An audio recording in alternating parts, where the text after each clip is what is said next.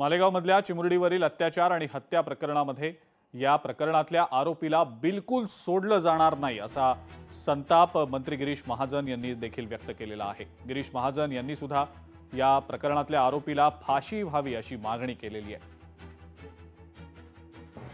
आज मालेगावला मोर्चा निघाला होता आणि तो नंतर काहीतरी अफवा आली की त्या आरोपीला पुन्हा कोर्टात आणलेला आहे।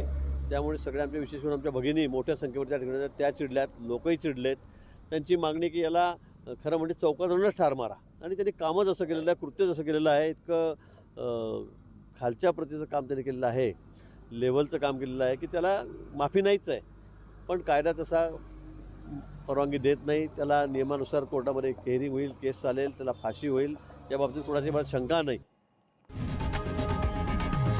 लोकशाही मराठी ऐका, पहा, जागरूक रहा।